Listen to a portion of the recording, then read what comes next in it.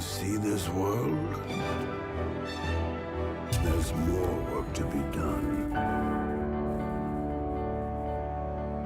Welcome to Davy's Take. Today we are talking about The Boy and the Heron, the final film from legendary filmmaker Hayao Miyazaki. The young boy named Mahito, yearning for his mother, ventures into a world shared by the living and the dead. There, death comes to an end and life finds a new beginning. Hayao Miyazaki is one of the best filmmakers of all time, and I am ashamed to say I hadn't seen one of his films till about 3 or 4 years ago.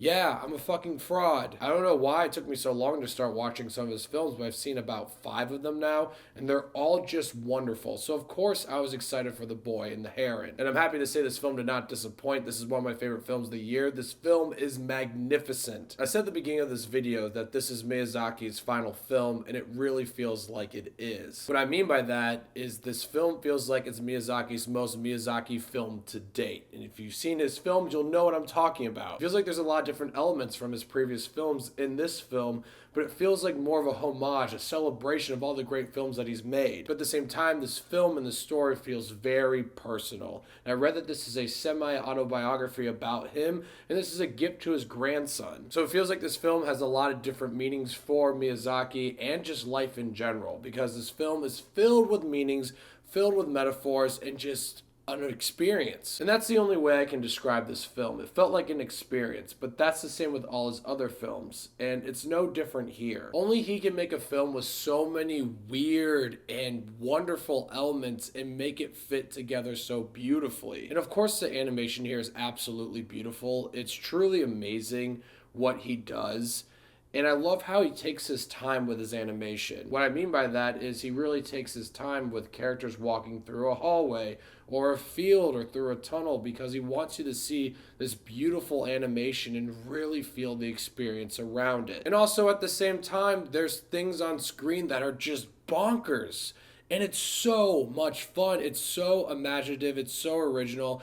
And it's just fucking awesome. There really isn't filmmakers like this that can have an army of parakeets and make it make sense in a narrative and actually make it really work. Another thing Miyazaki does well here, and he does it well in all of his films, is just the sense of awe and the sense of discovery, where you really don't know what's happening next, but you're discovering this new world, this new environment, and you're just in awe. It's absolutely beautiful. And that's just really with all his films, and especially here, there's just so many cool and creative elements that this experience really sticks with you. It's something you'll be thinking about for years to come. And like I said before, the story here feels very personal. And what I like about the story too is it feels personal for the audience. There's a lot of messages that he's asking the audience themselves, and I think it really works. And yes, of course, there's things in here that I really didn't understand. That's a lot of his films. But I will say, it never made me lost in the experience. It almost enhanced the experience in a way, because there's so many different things that are in this film that can have so many meanings. And honestly, it makes the film feel more interesting, and you're watching something that's really going to resonate with you. I will warn you though, if you haven't seen any of his films, you might be like, what the fuck am I watching right now? And if you don't like any of his films, this is not the film that's going to win you over. But I gotta say that this was truly a beautiful film, a film that's going to stick with me for a very long time. I can't wait to get into the meanings behind the film, what he's trying to tell his audience. And I really think you should see this on the biggest screen possible, because it really feels like it's a master at work. If this really is Miyazaki's final film, this is one hell of a send-off, because this is one of my favorite films of the year, and this is one of my favorite films he's ever made. I'm going to give The Boy and the Heron 10 Davey Daves. It's over! It's over! I saw this in an IMAX theater in Japanese with subtitles. It was a wonderful experience. I highly recommend it. But I'm not going to lie, I saw the cast for the English version, and the cast is spectacular. So I kind of want to rewatch this in English, especially after hearing Robert Pattinson play the Heron.